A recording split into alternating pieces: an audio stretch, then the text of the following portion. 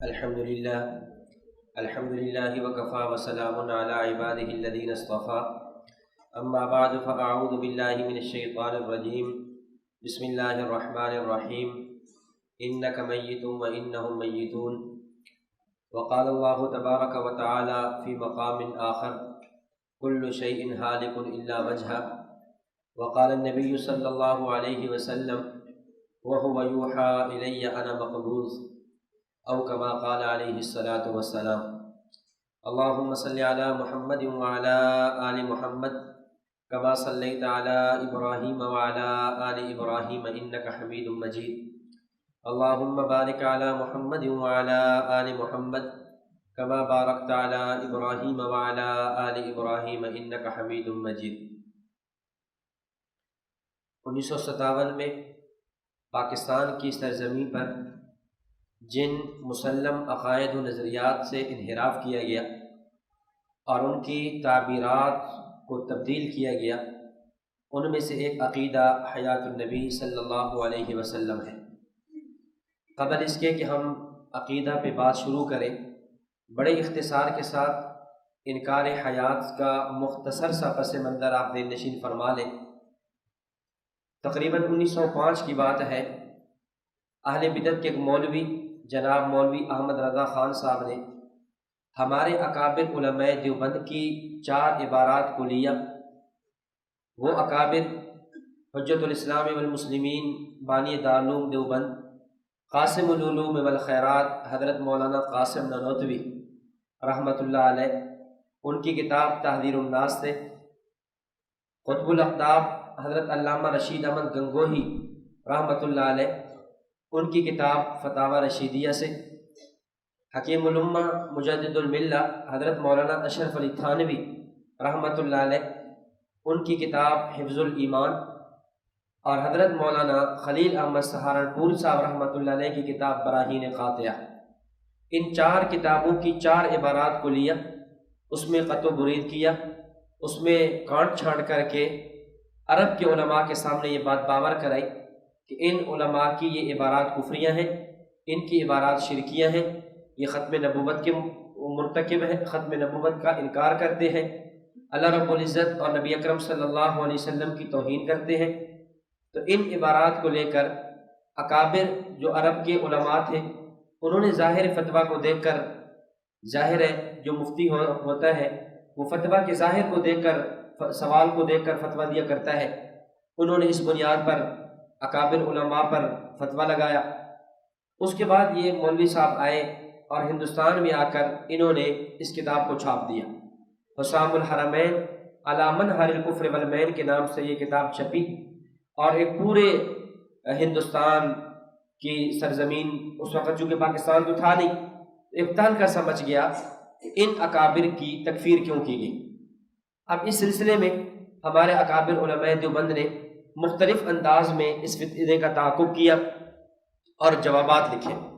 حضرت مولانا شیخ الاسلام حسین احمد مدنی رحمۃ اللہ علیہ نے الشہاب الثاقب کے نام سے، حضرت مولانا مرتضی حسن چاندپوری رحمۃ اللہ علیہ نے رسائل چاندپوری کے نام سے، مولانا منظور احمد نعمانی رحمۃ اللہ علیہ فتوحات نعمانیہ کے نام سے، الغرض مختلف اکابرین نے ان عبارات کے جوابات دیے۔ اس کے بعد ضرورت تھی اس بات کی کہ جس طرح تصنیفی اور تحریری میدان میں ہمارا جواب آ چکا ہے، تقریری میدان میں بھی ہمیں اس فتنے کے خلاف گفتگو کرنی چاہیے۔ فتنہ بدعت کا، بریلویت کا فتنہ، تقریری میدان میں عوام کے سامنے بھی ہمیں ان کے عقائد زیر بحث لانے چاہیے اور ہمیں اپنی عبارات کی صفائی پیش کرنی چاہیے۔ چنانچہ اکابر علماء اس میں لگے رہے۔ اسی سلسلہ میں ایک جماعت وجود میں آئی، حضرت مولانا حسین علی الوانی رحمۃ اللہ علیہ، وہاں بچرا ضلع میاں والی، انہوں کے تلامذہ جمع ہوئے اور انہوں نے ایک جماعت کا قیام کیا، جماعت کی بنیاد رکھی۔ اس جماعت کا نام رکھا جمعیت اشاعت التوحید و سنہ۔ اب جماعت کے میں حضرت مولانا صفوان خان صفدر صاحب رحمۃ اللہ علیہ، مولانا غلام اللہ خان صاحب، مولانا عنایت اللہ شاہ صاحب، اسی طرح مولانا طاہر پنجپیری صاحب، یہ دیگر کئی حضرات تھے جو اس جماعت کے اندر شامل تھے۔ اب یہ جماعت کام کر رہی تھی، صحیح طرز میں چل رہی تھی۔ اس جماعت کا موقف منشور یہ تھا کہ ہم اہل بدعت کہ عقائد و نظریات امت کے سامنے بیان کریں گے، ان کی شرک پرستی، ان کی بدعات کو امت کے سامنے دیر باز لائیں گے۔ چلتے چلتے ایک وقت آیا 1957، خیر المدارس ملتان کا سالانہ جلسہ تھا۔ خیر المدارس ملتان کے سالانہ جلسے میں یہ جو جماعت تھی، جمعیت اشاعت التوحید و سنہ، اس کے عالم مولانا عنایت اللہ شاہ گجراتی صاحب، ان کا بیان تھا۔ اب اس بیان کے اندر انہوں نے ایسا جملہ کہہ دیا، ایسی بات کہہ دی، ایسا عقیدہ بیان کر دیا جو جمہور اہل السنت والجماعت سے متصادم تھا۔ اصل میں ہوتا یہ ہے کہ جب آپ کسی کا رد کرتے ہیں تو کبھی یہ ہے کہ آپ کوئی آدمی رد کرتے کرتے حد کراس کر جائے، غلو کر جائے، تجاوز کر جائے۔ شریعت نے چونکہ ہمیں اعتدال کا درس دیا ہے، اب انہوں نے اعتدال کے راستے کو چھوڑا اور کیا کر دیا، یہ بیان کر دیا کہ اہل بدعت کہتے ہیں نبی اکرم صلی اللہ علیہ وسلم ہر جگہ حاضر اور ناظر ہیں، تو کہتے ہیں میں کہتا ہوں نبی اکرم صلی اللہ علیہ وسلم ہر جگہ حاضر ناظر نہیں، نہ وہ یہاں سنتے ہیں نہ وہاں روضہ میں سنتے ہیں۔ آپ علیہ الصلوۃ والسلام قبر میں مردہ ہیں، سماع صلاۃ والسلام نہیں فرماتے۔ جب انہوں نے یہ نظریہ بیان کیا تو ظاہر ہے اسٹیج پہ بڑے بڑے اکابر، بڑے بڑے علماء موجود تھے۔ بر وقت مولانا خیر محمد جلندری صاحب رحمۃ اللہ علیہ نے اس کی تردید کر دی۔ اس کے بعد ایک جماعت انہوں نے، یہ جو مولانا صفوان خان صفدر صاحب تھے اور دیگر حضرات، مولانا نصیر الدین غور گشتوی رحمۃ اللہ علیہ، یہ ان سے الگ ہو گئے اور یہ جماعتیں الگ باقی رہ گئی۔ تو پہلے کافی کوششیں کی گئی۔ 1961 میں مولانا احمد علی لاہوری رحمۃ اللہ علیہ نے، اس سے قبل 1960 میں علامہ ظفر احمد عثمانی صاحب رحمۃ اللہ علیہ نے، دیگر کئی حضرات نے کوشش کی کہ مصالحت ہو جائے، پہلے فتنے زیادہ ہیں، یہ جو نیا فتنہ یہ ختم ہو جائے، لیکن کوئی بات بن نہ سکی اور ہر موقع پر یہ لوگ آگے پیچھے ہو جاتے، یہاں تک کہ 1962 میں حکیم الاسلام قاری محمد طیب قاسمی صاحب رحمۃ اللہ علیہ کو دارالعلوم دیوبند سے بلوایا گیا، کیونکہ قاری صاحب رحمۃ اللہ علیہ ان سب کے استاذ تھے، یہ سب حضرات دیوبند سے پڑھ کر آئے تھے۔ تو اس امید پر کہ جب قاری صاحب آئیں گے، استاذ ہوں گے، تو استاذ کی بات کو شاگرد مان لیا کرتے ہیں، شاید یہ جو نیا فتنہ کھڑا ہوا ہے یہ ختم ہو سکے۔ قاری صاحب رحمۃ اللہ علیہ دیوبند سے چلے، راول پنڈی تعلیم القرآن راجہ بازار آئے اور قاری صاحب نے آ کر ایک تحریر لکھوائی۔ میں بڑے اختصار کے ساتھ بات کو چلا رہا ہوں کہ قاری صاحب نے تحریر لکھائی۔ تحریر کا متن یہ تھا کہ حضرت صلی اللہ علیہ وسلم وفات کے بعد اپنی قبر میں، قبر کے آگے بریکٹ میں لکھا برزخ شریف میں، قبر یعنی برزخ شریف میں بتعلق روح زندہ ہے، وہاں پہ صلاۃ و سلام پڑھا جائے خصمات فرماتے ہیں، اور دور سے پڑھا جائے بذریعہ ملائکہ آپ کی خدمت میں پہنچایا جاتا ہے۔ قاری صاحب نے یہ ایک فیصلہ لکھوایا اپنا، اور اس فیصلے پر 4 آدمیوں نے دستخط کیے۔ حضرت مولانا محمد علی جالندری رحمۃ اللہ علیہ، محمد علی جالندری کے نام سے انہوں نے دستخط کیے، حکیم الاسلام قاری محمد طیب قاسمی صاحب، اور شیخ القرآن مولانا غلام اللہ خان صاحب، اور مولانا نور محمد صاحب، اور یہ کتابوں کے مطابق اور مواتی سیر نگاروں کی تحریر کے مطابق دستخط کیے۔ دستخط کرنے کے بعد اسی نشست میں، اسی مجلس میں بیٹھے ہوئے تھے، ان کو اٹیک ہوا اور وہیں پر یہ فوت ہو گئے۔ تو یہ 4 حضرات نے اس فیصلے پر دستخط کیے۔ اب یہ واقعہ ہے 22 جون 1962 کا، 22 جون 1962 کو یہ دستخط ہو رہے، یہ تحریر لکھی جا رہی ہے۔ اس کے بعد آگے جولائی، اگست، جب اگست کا شمارہ چھپا تعلیم القرآن کا، اس شمارے کے اندر یہ پوری روایدات چھاپی گئی، یہ تحریر بھی چھاپی گئی، روایدات بھی چھاپی گئی، اور اس پہ اظہار تشکر کیا گیا کہ الحمدللہ جو ایک نئے فتنہ سے شروع ہوا تھا وہ فتنہ دب چکا ہے، اور ہم سارے اس تحریر پر متفق ہیں۔ اور یاد رکھیں اس تحریر پر مولانا عنایت اللہ شاہ گجراتی صاحب نے سائن نہیں کیے تھے۔ اس کی وجہ کیا تھی؟ اب وجہ واللہ عالم کیا ہے، وہ لوگ یہ بتاتے ہیں کہ مولانا عنایت اللہ شاہ گجراتی اس وقت بیمار تھے اور وہ آ نہ سکے، حالانکہ اصل تو وہ تھے، اس کو شروع کرنے والے تو وہ تھے، ان کو دعوت بھی دی گئی، ان کو بلایا بھی گیا کہ آپ کے استاذ تشریف لائے ہیں دیوبند سے، آپ آئیں اور آ کر دستخط کریں، آپ آ کر ان کی جو تحریر ہے اس پر اتفاق کریں، لیکن وہ نہ آئے۔ جب نہ آئے اس کے بعد یہ ہوا کہ قاری صاحب رحمۃ اللہ علیہ نے ایک اور تحریر لکھائی۔ توجہ رکھنا، ایک تحریر تو یہ ہو گئی نا کہ جس پہ فریقین کے دستخط ہو گئے، قاری صاحب نے ایک اور تحریر لکھائی۔ وہ تحریر یہ تھی کہ مولانا غلام اللہ خان، اگر مولانا عنایت اللہ شاہ گجراتی صاحب آ جائیں اس تحریر پہ سیر کر دیں، اس تحریر پہ دستخط کر دیں تو بہت اچھا، اگر نہ کریں تو اس مسئلے کی حد تک آپ حضرات ان سے اعلان برات اختیار کریں گے، آپ ان کے ساتھ جلسوں میں نہیں جاؤ گے، درس قرآن میں نہیں جاؤ گے، ان کو اپنے مجالس میں اپنے پروگراموں میں مدعو نہیں کرو گے۔ یہ تحریر لکھا دی۔ اب یہ کہہ کر قاری صاحب راولپنڈی سے چلے، جامعہ اشرفیہ لاہور پہنچے۔ جب وہاں سے جامعہ اشرفیہ لاہور سے حضرت نے ٹرین کے ذریعے دیوبند جانا تھا، انڈیا ہندوستان، جب وہاں پہنچے تو پیچھے سے مولانا غلام اللہ خان صاحب بھی پہنچ گئے اور کہنے لگے حضرت آپ اس تحریر کو منسوخ کر دیں، اس تحریر کو کیا کر دیں؟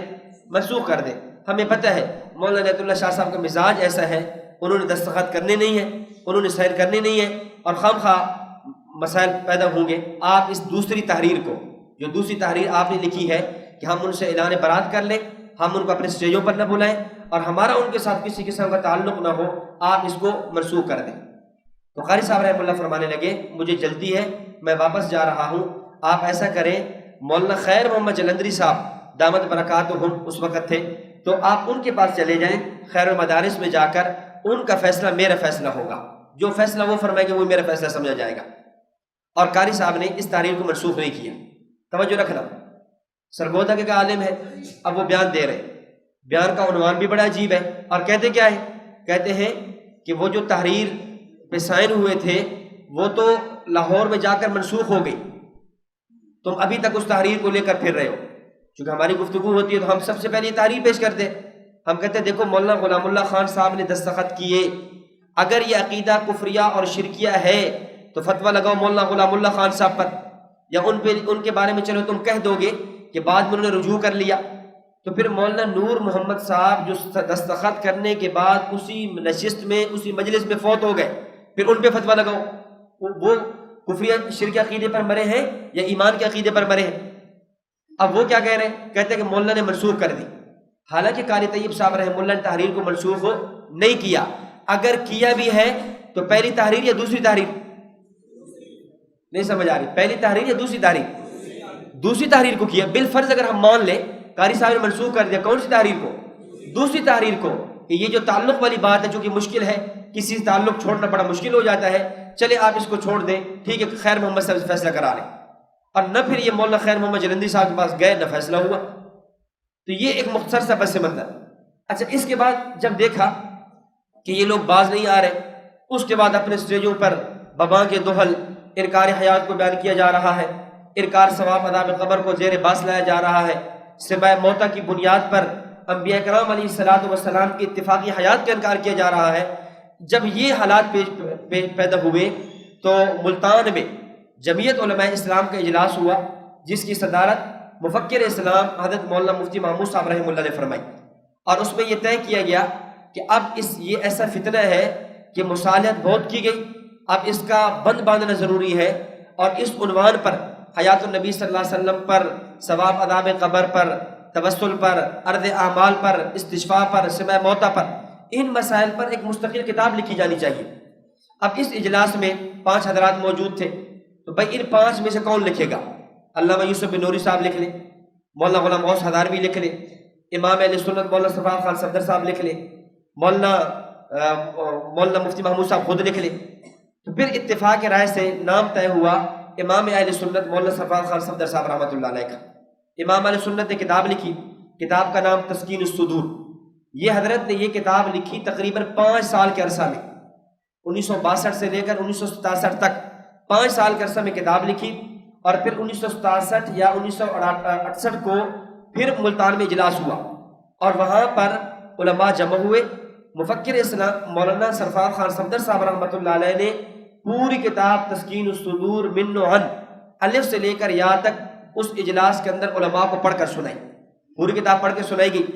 اس کے بعد اس کتاب پر کئی اکابرین دیوبند نے دستخط کیے، تقریضات لکھی، تقریباً 19 علماء دیوبند نے اس کتاب پر تقریرات لکھی، دارالعلوم دیوبند سے لے کر دارالعلوم کراچی تک، مظاہر علوم سہارنپور سے لے کر خیر المدارس تک، بڑے بڑے اکابر، مفتی مہدی حسن شاہ جہاں پوری، مفکر اسلام مفتی محمود، مفتی اعظم پاکستان مفتی شفیع عثمانی، محدث اعظم علامہ یوسف بن نوری، قطب الاقطاب خواجہ خواجگان حضرت خواجہ خان محمد صاحب رحمۃ اللہ علیہ، مفتی شفیع صاحب سرگودوی، یہ کئی ایک اکابر نے اس کتاب پر تقریر لکھی، اور خود حکیم الاسلام قاری طیب قاسمی صاحب رحمۃ اللہ علیہ نے بھی بڑی جاندار تقریر لکھی، اور اس کے بعد جو ہے یہ کتاب کو منظر عام پہ لایا گیا اور یہ کتاب چھپی۔ تو گویا حیات النبی صلی اللہ علیہ وسلم پر پہلی اور متفقہ دستاویز، جس کو ہم دستاویز کا نام دے سکتے ہیں، وہ کون سی کتاب ہے؟ یہ تسکین الصدور، یہ کتاب لکھی گئی۔ اب اس کے بعد جو ہے پھر اسی اجلاس کے اندر اس کتاب پر ایک حاشیہ لگوایا گیا مولانا غلام محمد صداروی صاحب نے، تو میں وہ آگے عرض کرتا ہوں۔ تو یہ سارا پس منظر بیان کرنے کا مقصد یہ ہے، یہ سمجھانا مقصود ہے کہ آج بڑے دھڑلے کے ساتھ کہہ دیتے ہیں ہم دیوبندی ہیں، یہ دیوبندی نہیں۔ کیا کہتے ہیں؟ کہتے ہیں اصل دیوبندی تو ہم ہیں، یہ تو جعلی دیوبندی ہے، یہ تو بنسبتی دیوبندی ہے، یہ تو نقلی دیوبندی ہے۔ 19 اکابر دیوبند تسکین الصدور پہ دستخط کر رہے ہیں، 19 اکابر دیوبند تسکین الصدور پہ دستخط کر رہے ہیں۔ دیوبند کے 40 سالہ محتمم قاری طیب قاسمی صاحب ایک تحریر لکھوا رہے ہیں، اور اس تحریر کی مخالفت تم کر رہے ہو، اس کتاب کے مندرجات سے مخالفت اعراض تم کر رہے ہو، اور پھر دیوبندی بھی تم ہو۔ عجیب منطق نہیں ہے نرالی، سمجھ سے ماورا۔ تو یہ ایک مختصر سا پس منظر ہے جو آپ حضرات کی خدمت میں پیش کیے۔ اب عقیدہ سمجھ، حیات النبی صلی اللہ علیہ وسلم کے حوالے سے ہمارا عقیدہ اور نظریہ کیا ہے؟ حیات النبی صلی اللہ علیہ وسلم کے حوالے سے پہلی بات تو یہ سمجھیں کہ موت ایک قطعی امر ہے، ہم موت کے منکر نہیں۔ انبیاء کرام علیہ الصلاۃ والتسلیمات پر بطور خاص نبی اکرم صلی اللہ علیہ وسلم پر موت آئی ہے۔ موت کا اہل نبی کی موت کا اہل اسلام میں کوئی بھی منکر نہیں۔ ہم نبی کی موت کا انکار کرتے نہیں۔ جب ہم نبی کی موت کا انکار نہیں کرتے، اپنے جلسوں میں انک میت و انہم میتون ہمارے خلاف کیوں پڑھتے ہو؟ کل نفس ذائقۃ الموت ہمارے خلاف کیوں پڑھتے ہو؟ کل شیء ہالک الا وجہ ہمارے خلاف کیوں پڑھتے ہو؟ ان محمدًا قد مات ہمارے خلاف کیوں پیش کرتے ہو؟ بھئی یہ تو اتفاقی چیز ہے۔ نبی اکرم صلی اللہ علیہ وسلم کی موت پر کسی کا اختلاف نہیں، موت آئی ہے، اسی وجہ سے آپ علیہ الصلوۃ والسلام کا جیسے درود شریف کی شکل میں آپ کا جنازہ بھی پڑھا گیا، آپ کو کفن بھی دیا گیا، دفن بھی کیا گیا، آپ کے بعد حضرت ابوبکر صدیق رضی اللہ تعالیٰ خلیفہ بھی منتخب ہوئے، آپ کے بعد خلافت بھی چلی سارے۔ تو جب نبی اکرم صلی اللہ علیہ وسلم کی موت امر اتفاقی ہے، اس میں کسی کا اختلاف ہی نہیں ہے، اب اس پہ خام خواہ دلائل دینے کی، باس مباحثہ کرنے کی، اور وہ آیات اور وہ احادیث ہمارے خلاف پیش کرنے کی کیا ضرورت ہے؟ اس لیے تسکین الصدور میں امام اہل سنت مولانا سرفراز خان صفدر صاحب رحمۃ اللہ علیہ نے 8 ابواب قائم کیے۔ جو 5واں باب ہے، 5ویں باب کا عنوان ہے وفات نبوت امر قطعی ہے۔ نبی اکرم صلی اللہ علیہ وسلم کی موت جو کیا ہے وہ امر قطعی ہے، اس کا کوئی منکر نہیں۔ اور پھر حضرت نے علامہ سبکی رحمۃ اللہ علیہ کی عبارت بھی پیش کی۔ علامہ سبکی رحم اللہ فرماتے ہیں کہ والقرآن العزیز ناطق بموتہ صلی اللہ علیہ وسلم قال تعالی انک میت وانہم میتون، وقال صلی اللہ علیہ وسلم انی انا مقبوض، وقال ابو بکر ان محمدا قد مات، واجمع المسلمون علی اطلاق ذلک۔ علامہ سبکی شفا استقام میں لکھتے ہیں، یعنی علامہ سبکی نے نبی اکرم صلی اللہ علیہ وسلم کی موت کے حوالے سے فرمایا کہ دیکھیں نبی کا موت ایسا ہے، نبی کی موت ایسی ہے، قرآن بھی اشارہ کرتا ہے کہ آپ پر موت آئے گی، احادیث بھی بتا رہی ہیں کہ وَهُوَ يُوحَىٰ إِلَيَّ أَنَا مَقْبُوضٌ مجھ پر موت آئے گی۔ اسی طرح امت حضرت ابوبکر صدیق کا خطبہ بھی بتا رہا ہے کہ آپ پر موت آئی، اور مسلمانوں کا بھی اس بات پر اجماع ہے۔ تو علامہ سبکی رحمۃ اللہ علیہ کا قول حضرت سرفراز صاحب رحمہ اللہ نے پیش کیا کہ نبی اکرم صلی اللہ علیہ وسلم کی موت میں کسی اختلاف نہیں ہے، اور یہی بات حضرت نانوتوی رحمۃ اللہ علیہ نے لکھی لطائف قاسمی کے اندر، لطائف قاسمی صفحہ نمبر 4، کہ نبی اکرم صلی اللہ علیہ وسلم کی موت کی نسبت اعتقاد ضروری ہے۔ ہم نبی علیہ الصلوۃ والسلام کی موت کو مانتے ہیں، ہمارا اختلاف وہ موت کے بعد حیات فی القبر میں ہے، موت میں اختلاف نہیں ہے، وہ ایک اتفاقی چیز ہے۔ ہاں یہاں ایک بات سمجھ لیں مزید، ایک ہے وعدہ موت، ایک ہے وقوع موت۔ توجہ، ایک ہے وعدہ موت یعنی آپ پر موت آئے گی، ایک ہے وقوع موت، موت آ چکی۔ وعدہ موت اس کا ذکر قرآن میں ہے، وعدہ موت اس کا ذکر حدیث میں ہے۔ وقوع موت کہ موت آ چکی، اس کا ذکر نہ قرآن میں ہے، اس کا ذکر نہ نبی کے فرمان میں ہے۔ کیوں؟ ظاہر ہے نبی پر موت آ گئی، اگر آپ یہ کہیں گے تو یہ پھر یہ آیت کس پر نازل ہوئی؟ ظاہر قرآن تو اس کو کہیں گے نا، المنزل علی الرسول المکتوب فی المصاحف المنقول عنہ نقلا متواترا بلا شک، تو پھر قرآن کیسے رہا؟ یا آپ خود فرما رہے ہیں کہ میں فوت ہو چکا، جب آپ فوت ہو گئے پھر کیسے فرما رہے ہیں میں فوت ہو گئی؟ تو وعدہ موت اس کا ذکر قرآن میں ہے، لیکن وقوع موت کا تذکرہ قرآن میں نہیں ہے، وقوع موت کا تذکرہ حدیث میں نہیں ہے۔ یہاں ہمارے ہاں ایک محقق صاحب تشریف لائے تھے، یہ تقریباً عبدالقدیر سال کے شروع میں سال کے درمیان میں محقق صاحب تھے، یہاں کوٹ مومن کے قریب علاقہ ہے، وہاں سے آئے۔ انہوں نے انکار حیات پر رسالہ بھی لکھا ہوا تھا، سبع معتبر بھی رسالہ لکھا ہوا تھا، بندیالوی صاحب کی تقریر تھی، دیگر علماء کی تقریرات تھی، اور وہ شاعر بھی تھے، کاتب بھی تھے۔ تو انہوں نے آدھی کتاب شاعرانہ انداز میں لکھی، نظم میں، اور آدھی نثر میں لکھی۔ تو بہرحال یہاں لائبریری میں آئے تو ہماری ان سے 2 گھنٹے قریب گفتگو چلی۔ تو کئی باتیں ہو، ایک بات جو اس موقع مناسبت سے عرض کرنے لگا ہوں، کہنے لگے کہ آپ کا عقیدہ انبیاء کرام علیہ السلام قبور میں زندہ ہیں، اس پہ آپ قرآن پیش کریں۔ تو میں نے کہا نبی اکرم صلی اللہ علیہ وسلم قبور میں زندہ ہیں، یہ بات کی بات ہے، آپ علیہ الصلوۃ والسلام پر موت آئی ہے، یہ پہلے کی بات ہے، پہلے موت ہے، موت کے بعد حیات فی القبر ہے۔ آپ ایسا کریں، آپ نبی کی موت کو قرآن سے ثابت کریں، آپ نبی کی موت کو قرآن سے ثابت کریں گے، ہم حیات فی القبر کو قرآن سے ثابت کر دیں گے۔ آپ نبوت کی موت کو احادیث سے ثابت کریں گے، ہم حیات فی القبر کو احادیث سے ثابت کر دیں گے۔ آپ نبی کی موت کو خطبہ صدیق اکبر سے ثابت کریں گے، تو ہم بھی حیات النبی فی القبر کو خطبہ صدیق اکبر سے ثابت کریں گے۔ ستم کرو گے ستم کریں گے، کرم کرو گے کرم کریں گے، ہم آدمی ہیں تمہارے جیسے، جو تم کرو گے سو ہم کریں گے۔ اگر آپ وفات نبوت پہ قرآن نہیں پیش کر سکتے، ہم سے مطالبہ قرآن کا کیوں؟ آپ وفات نبوت پہ احادیث نہیں پیش کر سکتے تو ہم سے مطالبہ احادیث کا کیوں؟ آپ وفات نبوت پہ خطبہ صدیق اکبر پیش کرتے ہو تو ہم بھی پھر وفات نبی اکرم صلی اللہ علیہ وسلم کی حیات فی القبر پہ خطبہ صدیق اکبر پیش کریں گے۔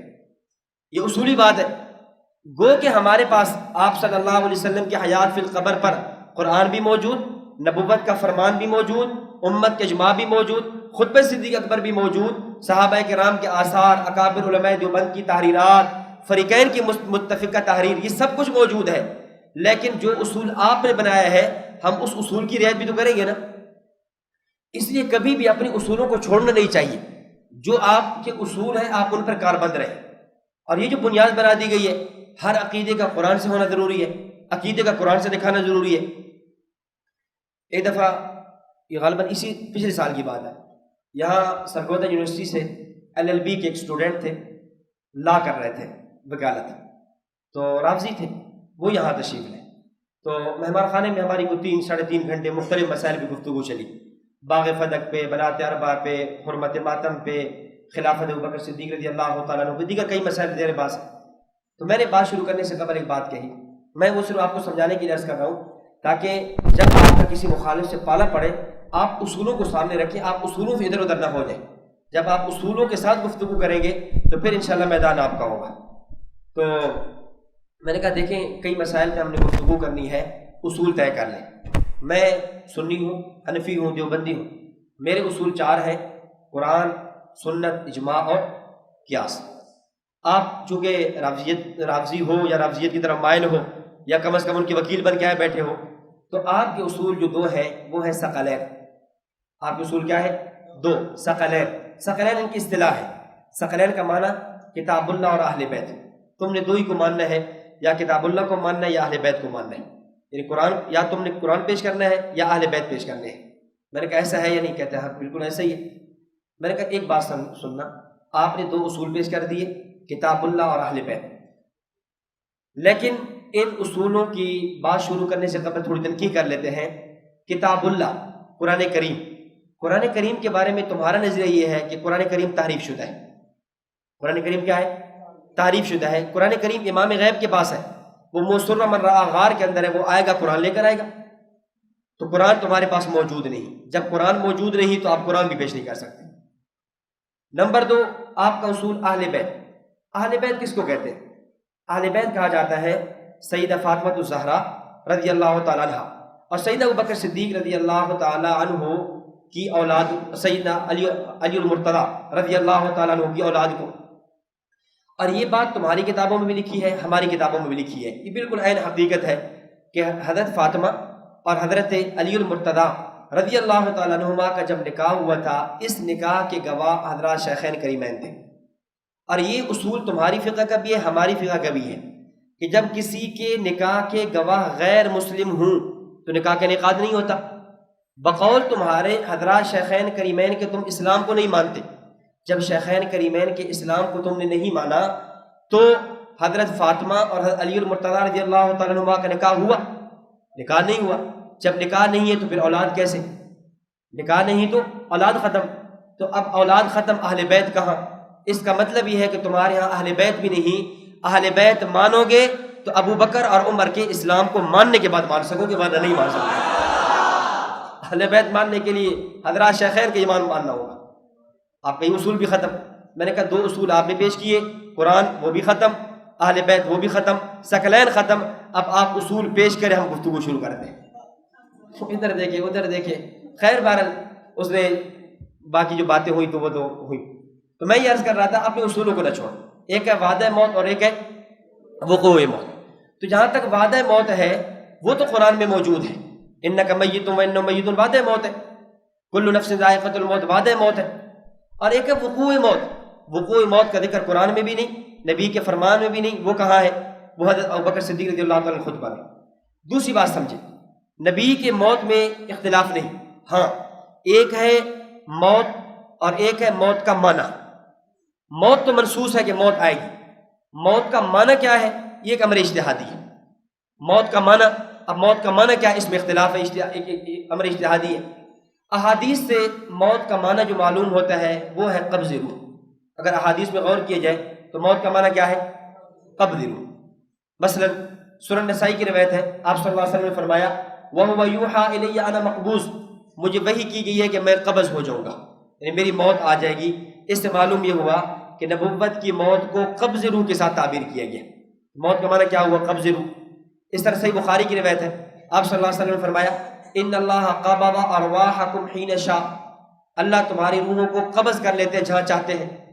اب اس سے معلوم ہوا کہ موت کا معنی کیا ہے؟ قبض روح۔ اور ایک اور روایت ہے ان من افضل ایامکم یوم الجمعہ فیہ خلق آدم وفیہ قبض، آدم علیہ السلام پیدا بھی ہوئے، آدم علیہ السلام فوت بھی ہوئے۔ یہاں بھی موت کا معنی کیا کیا ہے؟ قبض روح۔ تو موت کا معنی ہے قبض۔ حضرت نانوتوی رحمۃ اللہ علیہ نے موت کا انکار نہیں کیا، میں نے لطیفہ قاسمی کی بات پیش کر دی ہے۔ موت کی کیفیت میں حضرت نے اختلاف فرمایا ہے۔ یہ جو الزام ہے نا کہ مولانا نانوتوی موت کو نہیں مانتے، موت کو نہیں مانتے، بالکل جھوٹ ہے۔ لطیفہ قاسمی صفحہ نمبر 4 پہ حضرت نے صراحتاً موت کا اقرار کیا ہے۔ ہاں موت کی کیفیت میں حضرت نے اختلاف کیا ہے کہ موت کا معنی کیا ہے۔ اب موت کا معنی کیا ہوا؟ قبض روح۔ بڑی توجہ کے ساتھ، موت کا معنی کیا ہے؟ قبض روح۔ اب قبض کے دو معنی آتے ہیں۔ لفظ قبض یہ محتملۃ المعانی میں سے ہے، جس کے ازداد دو معنی آتے ہیں۔ ایک موت کا ایک قبض کا معنی ہے خروج، اور ایک قبض کا معنی ہے حبس۔ ایک قبض کا معنی کیا ہے؟ خروج، نکل جانا۔ ایک چیز یہ میرے پاس ہے تو مجھ سے نکل کر کسی اور کے قبضے میں چلی جائے۔ آپ کو تو فقہ کتاب البیوع وغیرہ میں پڑھتے ہو، یہ چیز فلاں کے قبضے سے نکل کر اس کے قبضے میں چلی گئی۔ تو موت کا ایک معنی ہے خروج، اور موت کا ایک معنی ہے حبس۔ حبس یہ بست کے مقابلے میں آتا ہے۔ حبس کا معنی ہوتا ہے سمٹ جانا، بسطہ کھولنا، اور حبسہ اور سمیٹ دینا۔ مثلا یہ ہے تو میں نے یہ ہاتھ میں رکھا اور میں نے کہا بسطت یدیہ، میں نے ہاتھ کو کھول دیا، اور ایک ہے میں نے کہا قبضت یدیہ، اب کیا معنی کہ میں نے ہاتھ کو سمیٹ دیا۔ حضرت نانوتوی رحمہ اللہ فرماتے ہیں کہ نبی اور امتی کی موت میں فرق ہے۔ نبی اور امتی کی موت میں، جس طرح نبی اور امتی کی حیات میں فرق ہے، صوم وصال میں اور ازواج کے اعتبار سے، نکاح کے اعتبار سے، تخلیق کے اعتبار سے، مٹی کے اعتبار سے فروق ہے، اسی طرح نبی اور امتی کی موت میں فرق ہے۔ اور وہ فرق ایسے، جب امتی پر موت آتی ہے قبض روح بصورت خروج روح، اور جب نبی پر موت آتی ہے قبض روح بصورت حبس روح۔ اس کو سمجھانے کے لیے، آسان کرنے کے لیے، جب امتی پر موت آئی تو وہ روح جو پورے جسم میں پھیلی ہوئی تھی وہ نکل گئی، وہ خارج ہو گئی، تو قبض روح بصورت خروج روح ہوا۔ اور یہی موت جب نبی پر آتی ہے تو قبض روح بصورت حبس روح، وہ روح جو نبوت کے پورے جسم اطہر میں پھیلی ہوتی ہے، سر مبارک کے بال مبارک سے لے کر پاؤں مبارک کے ناخن مبارک تک پھیلی ہوئی روح کو اللہ قبض فرما لیتے ہیں۔ اللہ حبس کر کے سمٹ کر قلب اطہر میں جمع فرما دیتے ہیں، تو نبی پر موت قبض روح بصورت حبس روح اور امتی پر موت قبض روح بصورت خروج روح ہوتی ہے۔ تو حضرت نانوتوی رحمۃ اللہ علیہ نے نبی اور امتی کی موت میں فرق تو کیا ہے، لیکن نبی کی موت کا انکار نہیں فرمایا کہ نبی پر موت نہیں آتی، فرمایا کہ نبی اور امتی پر موت تو آئی ہے لیکن دونوں کی موت میں کیا ہے، فرق ہے۔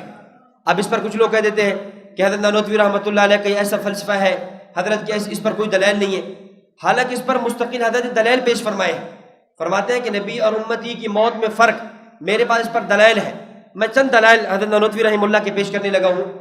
حضرت نے آب حیات کے اندر اس پر 6 دلیلیں پیش فرمائی ہیں کہ میں جو نبی اور امتی کی موت میں فرق کا قائل ہوں، اس پر میرے پاس 6 دلیلیں ہیں۔ پہلی دلیل قرآن سے، دوسری قرآن سے، تیسری قرآن سے، چوتھی نبوت کے فرمان سے، پانچویں اجماع سے اور چھٹی قیاس سے۔ 6 دلیلیں حضرت نے اس بات پر پیش کی کہ نبی اور امتی کی موت میں کیا ہے، فرق ہے۔ اب فرق کیا ہے؟ حضرت نانوتوی رحمۃ اللہ علیہ اس پر دلیل پیش کرتے ہیں، فرماتے ہیں 23واں پارہ سورۃ الزمر میں اللہ تعالیٰ فرماتے ہیں اللہ يتوفى الانفس حين موتها والتي لم تمت في منامها فيمسك التي قضى عليها الموت۔ یا اللہ رب العزت نے موت کی بات فرمائی ہے اور موت کو سمجھانے کے لیے اللہ تعالیٰ نے نیند کی بات کی ہے، اور ویسے بھی قرآن و حدیث میں عرف میں موت پر نیند کا اطلاق ہوتا رہتا ہے۔ مثال کے طور پہ آپ سوتے ہیں تو کیا دعا پڑھ کے سوتے ہیں؟ اللہم بسمک انام و احیا اموت و احیا، حالانکہ آپ تو سو رہے ہوتے، مر تو نہیں رہے ہوتے، پھر بھی کیا پڑھتے ہیں؟ اموت۔ اس کا مطلب یہ ہے کہ نوم پر موت کا اطلاق ہوا ہے۔ جب بیدار ہوتے ہیں کیا دعا پڑھتے ہیں؟ الحمدللہ الذی ایقظنا احیانا، الحمدللہ الذی احیانا، حالانکہ آپ زندہ تو نہیں ہو رہے، آپ تو جاگ رہے ہیں، لیکن پھر بھی کیا پڑھ رہے ہیں؟ احیانا۔ اس کا مطلب یہ ہے کہ موت کو سمجھنا ہو تو نیند کو سمجھے، موت کو سمجھنا ہو تو کس کو سمجھے؟ نیند کو سمجھے۔ اب یہاں قرآن نے موت کو سمجھانے کی نیند کی مثال دی ہے۔ اب سوال یہ دیکھنا یہ ہے کہ کیا نبی اور امتی کی نیند میں فرق ہے یا نہیں؟ اگر نبی اور امتی کی نیند ایک ہوئی تو نبی اور امتی کی موت بھی ایک ہوگی۔ اگر نبی اور امتی کی نیند میں فرق ہوا تو نبی اور امتی کی موت میں بھی فرق ہوگا۔ جب ہم نے احادیث میں غور کیا، نبوت کی نیند کیا ہے؟ صحیح بخاری کی روایت، نبی اکرم صلی اللہ علیہ وسلم نے آرام فرمایا، اٹھے، بیدار ہوئے اور وطر شروع کر دیے یا نفل شروع کر دیے۔ حضرت عائشہ رضی اللہ تعالیٰ عنہا کو تعجب ہوا، آپ ابھی بیدار ہوئے اور وطر شروع کر دیے؟ تو فرمانے لگے، پوچھا تو آپ صلی اللہ علیہ وسلم نے فرمایا کہ یا عائشہ ان عینی تنامان ولا ینام قلبی، اے عائشہ مجھے امتی نہیں، مجھے نبی کہتے ہیں، اور میرا دل تو میری آنکھیں تو سوتی ہیں، میرا دل نہیں سوتا۔ گویا امتی پر جب نیند آتی ہے، امتی کی آنکھ پر بھی نیند ہوتی ہے، امتی کے دل پر بھی نیند ہوتی ہے، لیکن جب نبی پر نیند آئے تو نبی کی آنکھ پر تو نیند ہوتی ہے، نبوت کے قلب اطہر پر نیند نہیں ہوتی۔ جب نبی اور امتی کی نیند میں یہ فرق، امتی کی نیند امتی کی آنکھ پر بھی اور قلب پر بھی، اسی طرح امتی کی موت قبض روح بصورت خروج روح، کہ وہ روح جو پورے جسم میں پھیلی ہوئی تھی وہ نکل گئی، قبض روح بصورت خروج روح۔ اور نبی کی نیند آنکھ پر تو ہے، قلب پر نہیں۔ اسی طرح نبی کی جو موت ہوگی وہ قبض روح بصورت حبس روح ہوگی، نبوت کی آنکھ پر تو ہوگی، نبوت کے قلب پر نہیں ہوگی۔ ایک دلیل۔ دوسری دلیل قرآن کریم میں اللہ تعالیٰ فرماتے ہیں انک میت وانہم میتون، انک میت وانہم، یا رسول اللہ آپ پر بھی موت آئے گی اور ان پر بھی موت آئے گی۔ اب سوال ہو سکتا ہے یہاں اللہ تعالیٰ نے جب موت کو ذکر کیا یوں فرما دیتے انک وہم میتون، آپ پر بھی اور ان پر بھی موت آئے گی۔ یہ لفظ میت الگ الگ کیوں بولا؟ لفظ میت جب دونوں کی موت ایک ہی تھی، نبی اور امتی کی موت میں فرق نہیں تھا، تو پھر الگ الگ کرنے کی کیا ضرورت تھی؟ پھر اکٹھا بول دیتے۔ قرآن کا اسلوب ہمیں بتاتا ہے جب لفظ ایک ہو، کیفیت میں فرق ہو، اللہ الفاظ کی نسبت کو بدل دیا کرتے ہیں۔ سورہ یوسف وَلَقَدْ هَمَّتْ بِهِ وَهَمَّ بِهَا، یوسف زلیخا نے بھی ارادہ کیا، یوسف علیہ السلام نے بھی ارادہ کیا۔ قرآن نے دونوں کے لیے لفظ ہم بولا ہے، ہمت بھی وہم بہا، لیکن دونوں کے لیے الگ الگ بولنا اس بات کی طرف اشارہ ہے کہ دونوں کے ہم میں ارادہ میں فرق ہے۔ ہم میں یوسف اور ہے، ہم میں زلیخا اور ہے۔ اگر دونوں کا ہم اور ارادہ ایک ہوتا، قرآن وَلَقَدْ ہمت بہما کہتا، ہمت بہما نہیں فرمایا۔ یوسف کے لیے الگ ہم لایا، حضرت یوسف کے لیے الگ، زلیخا کے لیے الگ، یہ اشارہ ہے کہ ہم تو تھا، ارادہ تو تھا، لیکن زلیخا کا ارادہ زنا میں مبتلا کرانے کا اور یوسف علیہ السلام کا ارادہ زنا سے بچنے کا تھا، اس لیے الگ لفظ لائے۔ اسی طرح ومکروا ومکر اللہ، انہوں نے بھی تدبیر کی، اللہ نے بھی تدبیر کی۔ ایک تدبیر یہودیوں کی ہے، ہم عیسیٰ علیہ السلام کو قتل کر دیں گے۔ ایک تدبیر اللہ کی ہے کہ نہیں، تم قتل نہیں کر سکتے، میں اپنے پاس اٹھا لوں گا۔ دونوں کی تدبیر میں فرق تھا، اس لیے اللہ نے مکر کا لفظ ان کے لیے الگ استعمال کیا، ان کے لیے الگ استعمال کیا۔ اسی طرح نبی اور امتی کی موت میں فرق تھا، اس لیے انک میت، نبی کے لیے میت کا لفظ الگ لے کر آئے، وانہم میتون، امتی کے لیے میت کا لفظ الگ لے کر آئے۔ حضرت نانوتوی فرماتے ہیں اس لیے کہ نبی کی جو موت تھی وہ قبض روح بصورت حبس روح تھی، اور امتی کی جو موت تھی وہ قبض روح بصورت خروج روح تھی، اس لیے دونوں کے اندر لفظ میت کیا لائے؟ الگ الگ لائے۔ حضرت نے اس پہ تیسری دلیل بیان کی کہ نبی اور امتی کی موت میں فرق ہے۔ تیسری دلیل سورۃ الاحزاب، اللہ تعالیٰ فرماتے ہیں وَلَا أَن تَنكِحُوا أَزْوَاجَهُ مِن بَعْدِهِ أَبَدًا، یہاں حکم دیا گیا ہے کہ نبی کی دنیا سے چلے جانے کے بعد انبیاء کی بیویوں سے، ازواج مطہرات سے نکاح جائز نہیں ہے۔ اب سوال، نبی کی بیوی سے نکاح جائز کیوں نہیں ہے؟ اس کی وجہ کیا ہے؟ نبی کی بیوی سے نکاح کے عدم جواز کی وجہ کیا ہے؟ اب دو باتیں ہو سکتی ہیں، یا تو اس لیے نبی کی بیوی سے نکاح جائز نہیں کہ نبی اکرم صلی اللہ علیہ وسلم روحانی باپ، تو آپ کی بیویاں امت کی روحانی مائیں، تو ماں سے نکاح نہیں ہو سکتا، اس لیے نکاح جائز نہیں۔ یا دوسری وجہ یہ ہو سکتی ہے کہ نبی اکرم صلی اللہ علیہ وسلم قبر میں زندہ، آپ علیہ السلام قبر میں زندہ، اور زندہ کی بیوی سے نکاح نہیں ہو سکتا۔ لیکن ان دونوں وجہوں پر اشکال ہے۔ اشکال کیا ہے؟ اگر آپ پہلی وجہ لے کر آؤ کہ نبی کی بیوی سے نکاح جائز نہیں، وجہ کیا ہے؟ وجہ یہ ہے کہ نبی کی بیوی روحانی ماں، تو پھر سوال، استاذ کی بیوی، شیخ کی بیوی، پیر کی بیوی، وہ بھی تو روحانی ماں نہیں ہے، پھر اس سے بھی تو نکاح نہیں ہونا چاہیے، حالانکہ اس سے نکاح جائز ہے۔ نمبر دو، اگر آپ یہ کہو کہ نبی کی بیوی سے نکاح کے جائز نہ ہونے کی وجہ انبیاء قبر میں زندہ، سوال، شہداء بھی تو قبور میں زندہ، پھر شہداء کی بیویوں سے بھی نکاح نہیں ہونا چاہیے۔ سوال ہوا یا نہیں؟ حضرت نانوتوی رحمہ اللہ فرماتے ہیں کہ یہ سوال اس لیے ہوا کہ آپ نے نبی اور امتی کی موت میں فرق نہیں کیا۔ جب نبی اور امتی کی موت میں فرق کرو گے، یہ سوال خود بخود ختم ہو جائے گا۔ وہ کیا؟ نبی کی بیوی سے نکاح کے ناجائز ہونے کی وجہ اور امتی کی بیوی سے نکاح کے جائز ہونے کی وجہ کیا ہے؟ کہ نبی پر جب موت آئے، قبض روح بصورت حبس روح، کہ وہ روح جو پورے جسم میں پھیلی ہوئی تھی وہ سمٹ کر قلب اطہر میں جمع ہو گئی۔ جب قلب اطہر میں جمع ہوئی ہے تو یہ بیوی ابھی تک نبی کے نکاح سے نکلی ہی نہیں، جب بخلاف امتی کے، بخلاف شہید کے، جب شہید پر موت آئی تو قبض روح بصورت خروج روح، وہ روح جو امتی کے، شہید کے جسم میں پھیلی ہوئی تھی وہ نکل گئی، وہ خارج ہو گئی۔ جیسے ہی وہ روح نکلی، بیوی بھی جدا نکاح سے نکل گئی۔ معلوم یہ ہوا نبی پر جب موت آئی ہے، نبی کی بیوی بیوی ہے، شہید پر موت آئی ہے، شہید کی بیوی بیوی نہیں بیوہ ہے۔ دنیا کا اصول یہ ہے کسی کی بیوہ سے تو نکاح ہو جایا کرتا ہے، کسی کی بیوی سے نکاح نہیں ہو سکتا، اس لیے نبی کی بیوی سے نکاح جائز نہیں ہے۔ اور یہ جواب آپ تب دے سکتے ہیں جب آپ حضرت نانوتوی رحمۃ اللہ علیہ کے فلسفے کو مانو گے، نبی اور امتی کی موت میں فرق کا آپ اقرار کرو گے۔ چوتھی دلیل، میں بڑے اختصار کے ساتھ، چوتھی دلیل حدیث، نبی اکرم صلی اللہ علیہ وسلم نے فرمایا کہ لا نورث ما ترکنا فهو صدقہ، کہ ہم جب دنیا میں آتے ہیں ہم کسی کے وارث بنتے نہیں، جب دنیا کو ہم چھوڑتے ہیں کسی کو وارث بناتے نہیں۔ ما ترکنا فهو صدقہ، جو کچھ ہم چھوڑتے ہیں وہ کیا بن جاتا ہے؟ وہ صدقہ بن جایا کرتا ہے۔ حضرت نانوتوی رحمۃ اللہ علیہ نے کتاب لکھی، کتاب کا نام ہے ہدیۃ الشیعہ۔ اس میں حضرت نے روافض کے اعتراضات کے، اشکالات کے جوابات دیے۔ حضرت نے روافض کے جو ایک مشہور اشکال ہے فدق کے حوالے سے، کہ حضرت ابوبکر صدیق رضی اللہ تعالیٰ عنہ نے حضرت فاطمہ رضی اللہ تعالیٰ عنہ کا حصہ غصب کر لیا اور آپ کو باغ فدق میں سے حصہ نہیں دیا، یہ ان کی طرف سے اعتراض ہے۔ مختلف علماء نے مختلف جوابات دیے۔ اچھا چلیے بات آگے میں عرض کر دوں، یہ جو ان کا اشکال ہے اگر دیکھا جائے ان کے اصولوں کی روشنی میں بھی اشکال غلط ہے۔ روافض کے اصولوں کی روشنی میں اشکال ٹھیک نہیں ہے۔ کیوں؟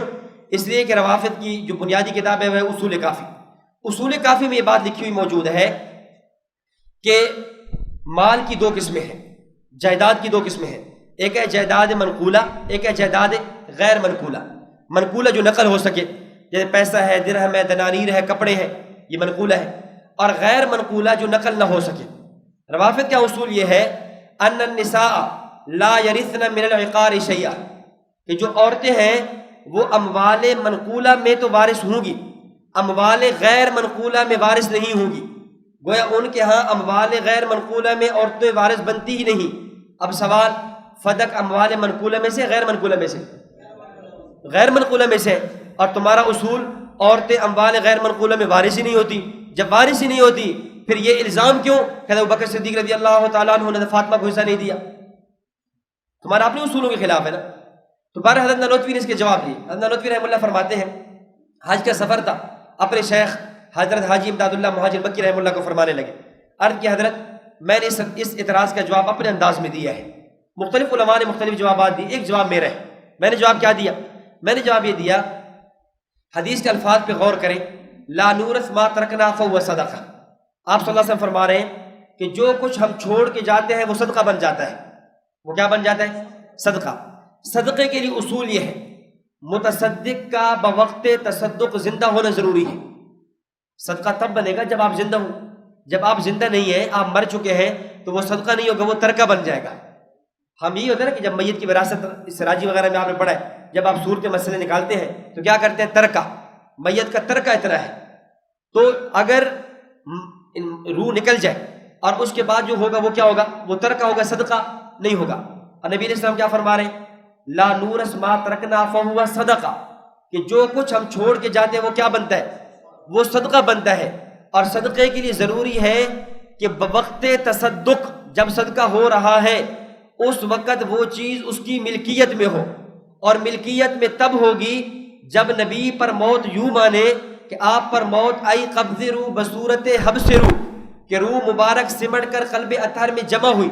جب روح جمع ہو گئی تو وہ مال آپ کی ملک سے نکلا نہیں، جب نکلا نہیں تو صدقہ بن گیا، جب صدقہ بننا تو آگے منتقل نہیں ہو سکتا، جب منتقل نہیں ہو سکتا تو آگے وراثت چل ہی نہیں سکتی۔ اس لیے یہ کہنا کہ نبی علیہ السلام کی وراثت چلی اور حضرت ابوبکر صدیق نے وراثت میں حصہ نہیں دیا۔ حضرت نانوتوی رحمۃ اللہ علیہ نے یہ حدیث، یہ دلیل بنائی، لا نورث ما ترکنا فہو صدقہ۔ یہ بھی دلیل ہے اس بات کی کہ نبی اور امتی کی موت میں کیا ہے؟ فرق ہے۔ جب حضرت نانوتوی رحمہ اللہ نے یہ دلیل پیش کی تو حضرت حاجی صاحب رحمہ اللہ اشش کر اٹھے۔ حاجی صاحب رحمہ اللہ فرمانے لگے کہ قاسم، میرا دل کرتا ہے آپ اس عنوان پر مستقل کتاب لکھیں۔ آپ اس عنوان پر کیا لکھیں؟ مستقل کتاب لکھیں۔ تو پھر حضرت نے اس عنوان پر مستقل کتاب لکھی۔ کتاب کا نام ہے آب حیات۔ کتاب کا کیا نام ہے؟ آب حیات ہے حضرت نانوتوی رحمۃ اللہ علیہ نے، اور یہ تھوڑے عرصے میں لکھی ہے کہ آپ رحمہ اللہ نے مکہ المکرمہ سے سفر شروع کیا، مدینہ منورہ پہنچے، اور اسی سفر کے درمیان آپ نے اس کتاب کو مکمل کر لیا، یہ کتاب لکھی۔ اور اس پر، اور آج دیکھیں جن حضرات نے حیات النبی صلی اللہ علیہ وسلم پہ کتابیں لکھی ہیں، جب بھی وہ دلیل پیش کریں گے، دلیل کس سے دیں گے؟ آب حیات کے۔ عقیدہ پیش کیا، دلیل کیا؟ کہتے ہیں آب حیات میں دیکھ لو، یہ آب حیات میں دیکھ لو۔ اور اس پر میں ایک اور بات عرض کرتا ہوں کہ حضرت حاجی امداد اللہ مہاجر مکی رحمۃ اللہ، حضرت حسن بصری رحمہ اللہ کا قول ہے۔ حسن بصری رحمہ اللہ فرماتے ہیں کہ ہم چونکہ کشف کے قائل ہیں، کشف کے قائل ہیں، کرامات کے قائل ہیں، معجزات کے قائل ہیں۔ ہاں یہ بات الگ ہے، کشف، کرامت اور معجزے کی بنیاد پر حاضر نادر کے اقرار نہیں کرتے، عالم الغیب ہونے کے اقرار نہیں کرتے، مختار کن ہونے کے اقرار نہیں کرتے۔ عام تر لوگ کیا کرتے ہیں؟ ولی کی کرامت کو دیکھا، دلیل بنا دی یہ حاضر نادر ہے، ولی کی کرامت کو دیکھا کہ یہ عالم الغیب ہے، ولی کی کرامت کو دیکھا، کشف کو دیکھا تو کیا کہہ دیا؟ یہ مختار کن ہے۔ ہم اس کو نہیں مانتے، حد اعتدال کے اندر جتنی چیز ثابت ہوتی مانتے ہیں، کشوف کو بھی مانتے ہیں، کرامات کو بھی مانتے ہیں، معجزات کو بھی مانتے ہیں۔ حضرت حسن بصری رحمہ اللہ فرماتے ہیں کہ اللہ رب العزت جب بھی کسی بڑے فتنے کو پیدا کرتے ہیں، اس فتنے کے ظہور سے پہلے اس وقت کے اولیاء پر منکشف فرما دیتے ہیں، یہ فتنہ آنے والا ہے، تاکہ وہ اولیاء اس کا کوئی انتظام کر لیں، اس فتنے کا سدباب کر سکیں۔ حضرت حاجی امداد اللہ مہاجر مکی رحمہ اللہ، ان کا لقب ہے امداد الطائفہ۔ ہمارے بڑے بڑے مشائخ کے وہ شیخ ہیں، حضرت تھانوی نے انہی سے بیعت کی، حضرت گنگوہی نے انہی سے بیعت کی، حضرت نانوتوی نے انہی سے بیعت کی، بڑے بڑے اکابر نے ان سے بیعت کی ہے۔ حضرت حاجی صاحب رحمۃ اللہ علیہ کے پاس پیر میر علی شاہ صاحب تشریف لے گئے اور کہا کہ حضرت میری دو خواہشیں ہیں، نمبر ایک آپ میری بیعت کر لیں تاکہ قیامت کے دن میرا حشر آپ کے مریدین میں ہوں، اور نمبر 2 میں یہاں مکہ المکرمہ میں رہنا چاہتا ہوں، چونکہ حاجی صاحب آخری عمر میں مکہ المکرمہ تشریف لے گئے تھے۔ حاجی صاحب فرمانے لگے دیکھو پہلی بات پر تو میں عمل کر لیتا ہوں، آپ کو اپنا مرید بنا لیتا ہوں، بیعت کر دیتا ہوں۔ بات جہاں تک دوسری بات ہے مکہ میں رہنے والی بات، آپ مکہ المکرمہ چھوڑیں، آپ جائیں ہندوستان، وہاں ایک فتنہ ظاہر ہونے والا ہے، آپ وہاں بیٹھیں گے، اللہ تعالیٰ آپ کی برکت سے اس فتنے کا سدباب کریں گے، فتنے کا کام لیں گے۔ اور یہ فتنہ کون سا تھا؟ یہ فتنہ قادیانیت کا تھا، اور آپ دیکھیں 1901 کے اندر مرزا غلام محمد قادیانی نے باضابطہ طور پہ جو ہے نبوت کا دعویٰ کیا۔ اس سے قبل مسیح موعود، ذلی برودی، وہ جو ہے مہدی وغیرہ کے دعوی تو کرتا رہا، لیکن باضابطہ جو دعویٰ وہ کر رہا ہے 1901 میں کر رہے ہیں۔ اور اس طرح حضرت نے مولانا نانوتوی کو بھی فرما دیا کہ آپ بھی ایسا کریں، اس عنوان پر مستقل کتاب لکھیں۔ اب یہ بات ہے سن 1880 سے پہلے کی، کیونکہ حضرت نانوتوی کی وفات 1880 میں ہے، تو فرمایا کتاب لکھ دیں۔ کتاب کیا لکھی؟ آب حیات، جس میں آپ نے حیات النبی صلی اللہ علیہ وسلم کو تفصیل سے بیان کیا۔ حالانکہ اس سے پہلے یہ فتنہ بھی نہیں تھا، 1880 میں آپ کی وفات ہے، 1957 میں پاکستان کی سرزمین پر یہ فتنہ رونما ہوا ہے، تو کتنے سال بن گئے؟ 57 اور 20 77 سال۔ وہ 77 سال پہلے حضرت نے ایک فتنے کی طرف نشاندہی کر دی، آپ اس فتنے کا کیا کریں، تعاقب کریں، کتاب لکھی۔ اور اس پر بھی حضرت عیسائی عاطف صاحب دامن برکات میں ایک بات فرمایا کرتے ہیں، یہ ان کی ذوقی بات ہے، وہ کمال کی بات ہے۔ حضرت فرماتے ہیں کہ میرا ذوق یہ کہتا ہے کہ یہ جو ہے نا کہ فتنہ قادیانیت کا بھی تعاقب کا حکم دیا اور فتنہ مماتیت کا بھی۔ اس کی وجہ کیا ہے؟ اس کی وجہ یہ ہے کہ قادیانیت اور مماتیت دونوں کی سرحدیں ملتی ہیں۔ اگر آپ دیکھیں گے، غور کریں گے، تو جو بنیادیں ان کی وہی بنیادیں ان کی۔ مثال کے طور پہ میں صرف ایک بات عرض کرتا ہوں، فتنہ قادیانیت میں مرزا غلام احمد قادیانی روحانی خزائن میں حضرت عیسیٰ علیہ السلام کی حیات کا پہلے منکر نہیں تھا، پہلے حیات کو مانتا تھا، تو آیات جو عیسیٰ علیہ السلام کی حیات پر موجود ہے وہ پیش کیا کرتا تھا۔ جب حیات کا منکر ہوا تو وہ آیات جو انبیاء کی اموات والی ہیں انہی آیات کو فٹ کیا کرتا تھا، کس پر؟ عیسیٰ علیہ السلام کی حیات پر۔ اور یہی کام مماتیوں نے کیا کہ جو آیات موت ہے، موت والی آیات کو فٹ کر رہے تھے کس پر؟ انبیاء کرام علیہ السلام کی حیات پر، انبیاء کرام علیہ السلام کی وفات پر۔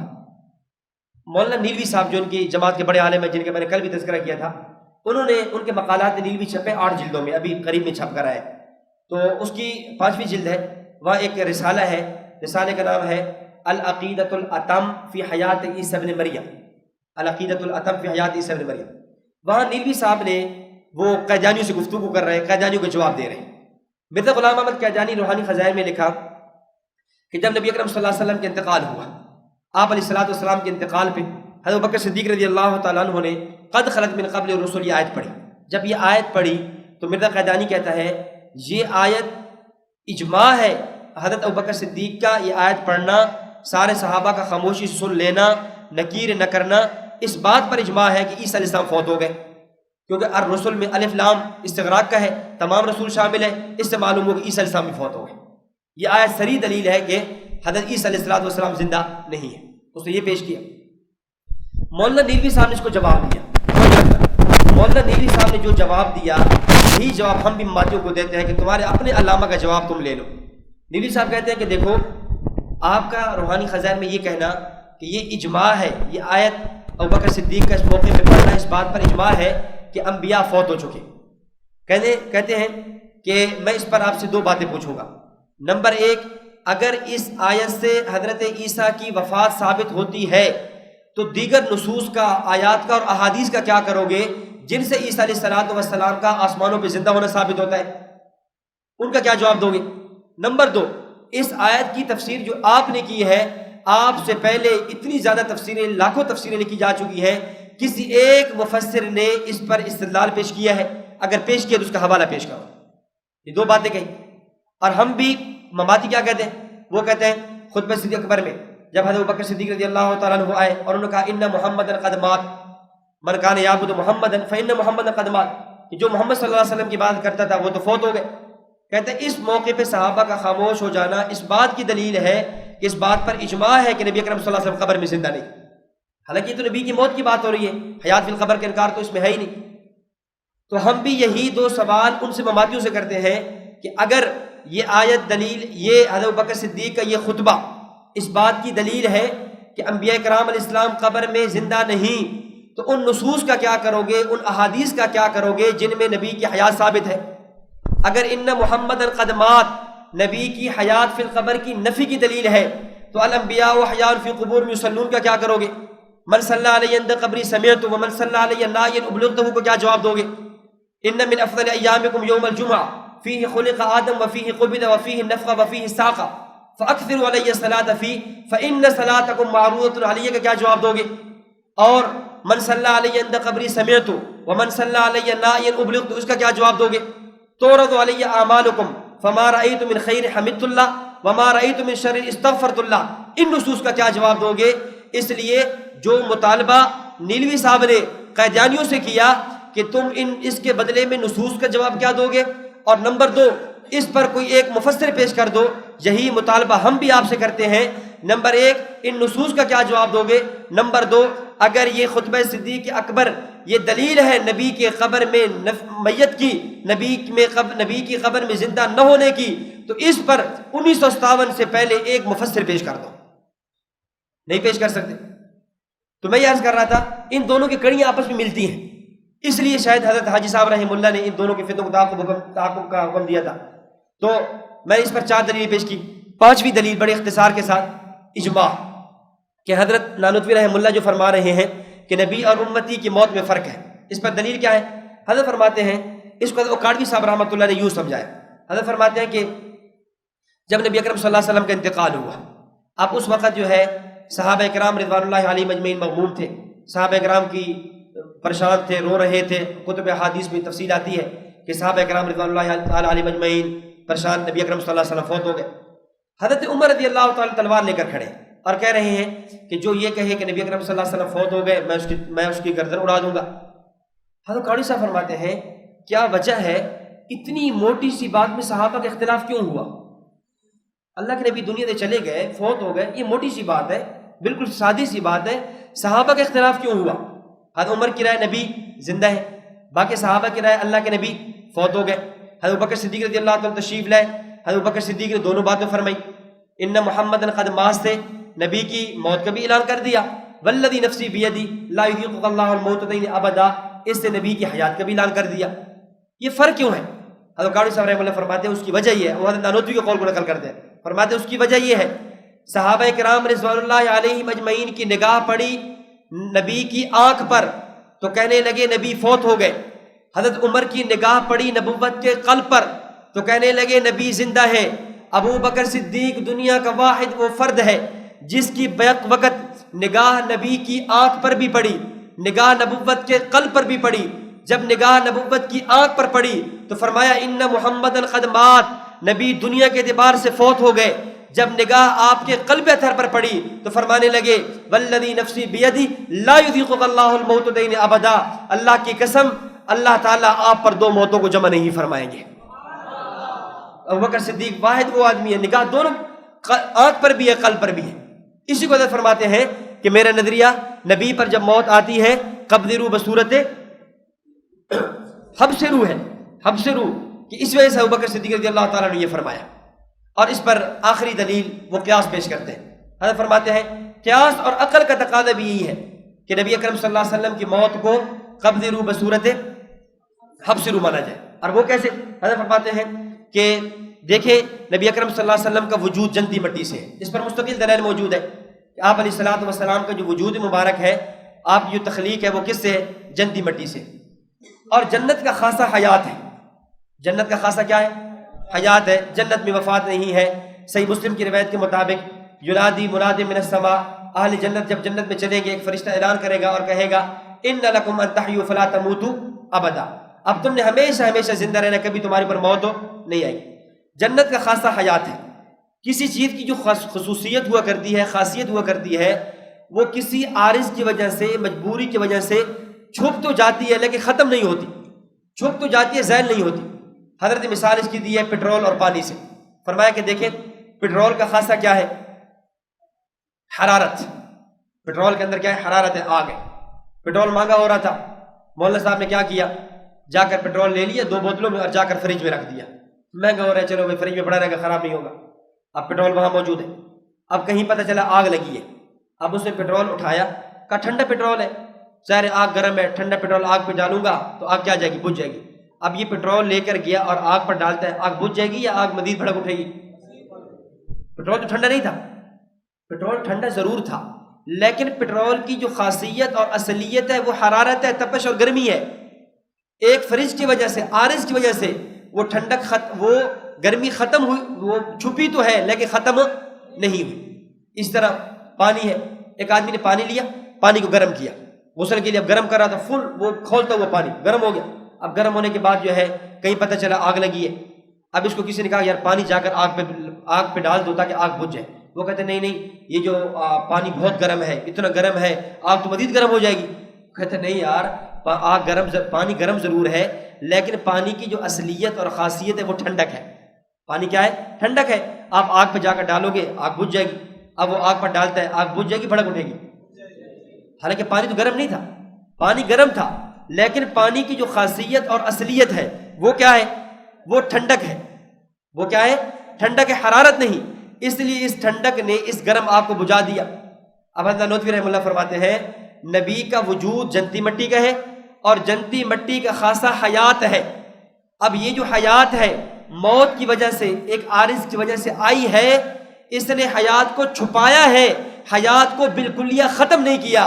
حیات کو چھپایا یوں کہ موت آئی ہے صرف آنکھ پر، موت آئی ہے قبض روح بصورت حبس روح، آنکھ پر تو موت ہے، قلب اطہر میں اس وقت بھی حیات ہے. اس کو حضرت نوتوی نے آپ حیات میں یوں تعبیر کیا، موت نبوت ساتر حیات ہے، مزیل حیات نہیں. موت نبوت ساتر چھپا دینے والی، یعنی نبی کی موت حیات کو چھپانے والی تو ہے، حیات کو بالکل ظاہر کرنے والی اور ختم کرنے والی نہیں ہے. اس کے حضرت لطائف قاسمی میں ایک اور مثال بھی دی، چراغ کی مثال دی ہے.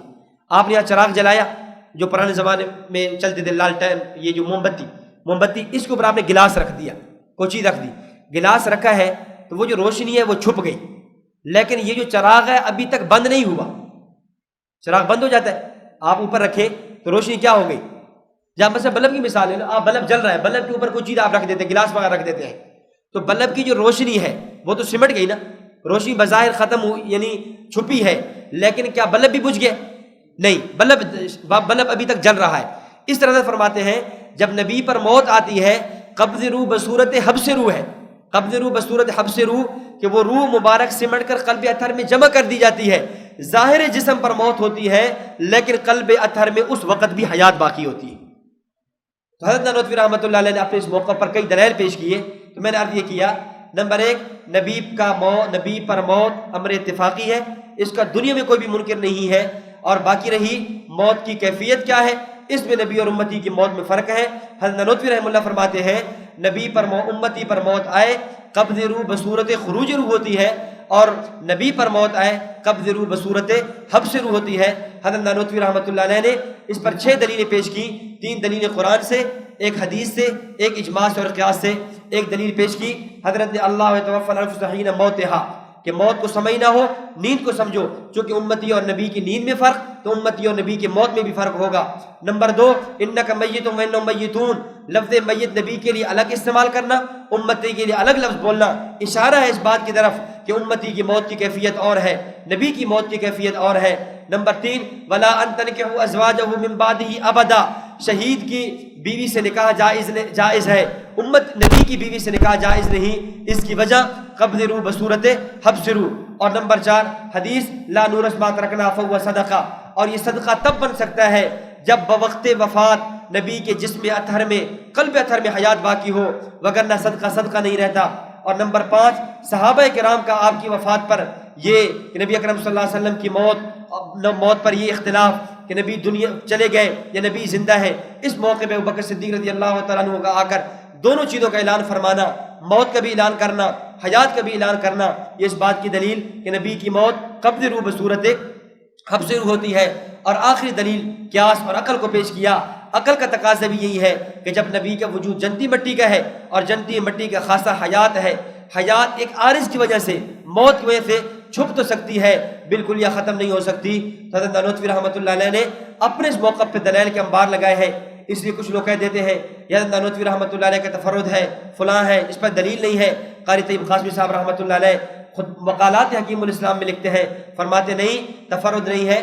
حضرت نانوتوی رحمہ اللہ نے جو دلائل پیش کی ہیں نبی اور امتی کی موت میں فرق پر، اگر ان دلائل پر کوئی سقم ہے اس کا جواب دو، اگر ان دلائل پر آپ کا کوئی اعتراض ہے، کوئی شبہ ہے، وہ پیش کرو۔ یوں کہہ کہ حضرت نانوتوی رحمۃ اللہ علیہ کے علوم کی داد دینی چاہیے تھی، نہ یہ کہ حضرت نانوتوی رحمہ اللہ کے اس موقف کا انکار کرنا چاہیے تھا۔ حضرت نانوتوی رحمۃ اللہ علیہ نے یہ بیان کیا، تو میں نے آپ کی خدمت میں یہ دو تین چیزیں پیش کی ہیں۔ نمبر ایک، انکار حیات کا مختصر سا پس منظر۔ نمبر دو، نبی علیہ السلام پر موت اتفاقی ہے۔ نمبر تین، نبی اور امتی کی موت میں فرق ہے۔ آگے چوتھی بات کہ آپ کو قبر میں حیات ملتی ہے۔ اب اس پر دلائل اور فریق مخالف کی شبہات اور ان کے جوابات وہ انشاءاللہ اگلی نشست میں اللہ رب العزت سمجھنے کی اور آگے پھیلانے کی توفیق عطا فرمائے۔ وآخر دعوانا الحمدللہ رب العالمین۔